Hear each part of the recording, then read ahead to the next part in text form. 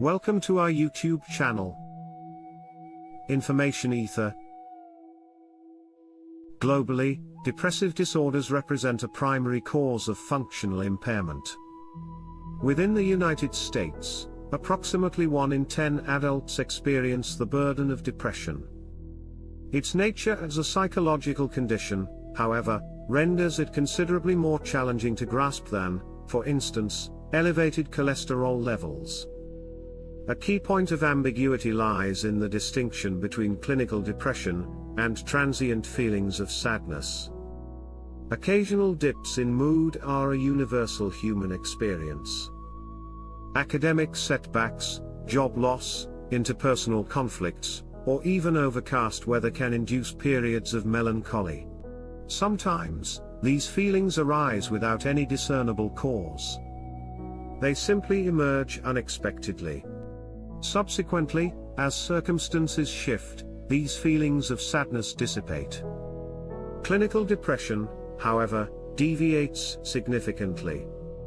It constitutes a genuine medical condition, and it does not resolve through mere willpower.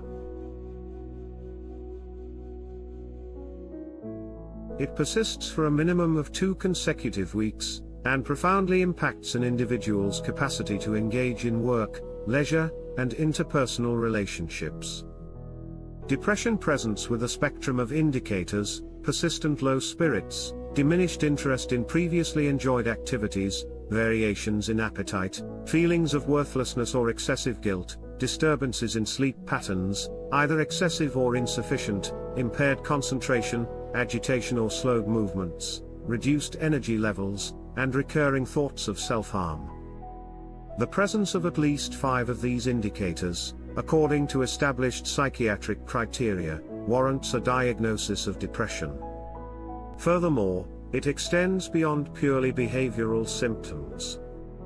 Depression manifests with physical changes within the brain itself. Initially, observable alterations include reductions in the size of the frontal lobes and hippocampal regions. At a more microscopic level, depression is associated with dysfunctional signaling or depletion of specific neurotransmitters, notably serotonin, norepinephrine, and dopamine, disrupted circadian rhythms, and alterations in REM and slow-wave sleep stages, along with hormonal imbalances, such as elevated cortisol and thyroid hormone dysregulation. However, the precise mechanisms underlying depression remain incompletely understood by neuroscientists. It appears to stem from a complex interplay of genetic and environmental factors, yet a reliable diagnostic tool for predicting its onset is still elusive. Due to the intangible nature of depressive symptoms, identifying individuals who are struggling despite outward appearances is challenging. Data from the National Institute of Mental Health indicate that, on average, individuals experiencing mental health conditions delay seeking assistance for over a decade. Nevertheless, effective treatment options exist. Pharmacological and therapeutic interventions work synergistically to modulate brain chemistry. In severe instances, electroconvulsive therapy, involving controlled seizures, proves beneficial. Other promising therapies, such as transcranial magnetic stimulation, are currently under investigation. Therefore, if you are aware of someone grappling with depression, gently encourage them to explore these treatment avenues. Offering practical assistance, such as researching local therapists or compiling a list of questions for a physician, can be invaluable.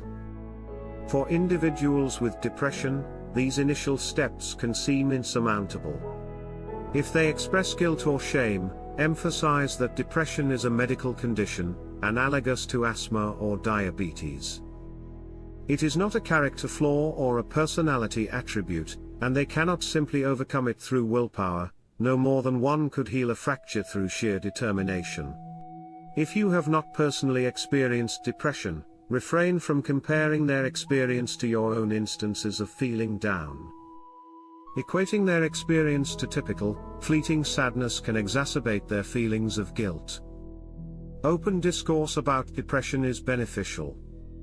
For example, Research demonstrates that inquiring about suicidal thoughts actually reduces the risk of suicide. Open conversations about mental well-being help diminish social stigma and facilitate help-seeking behaviors. Increased treatment-seeking accelerates scientific understanding of depression, leading to more effective therapies.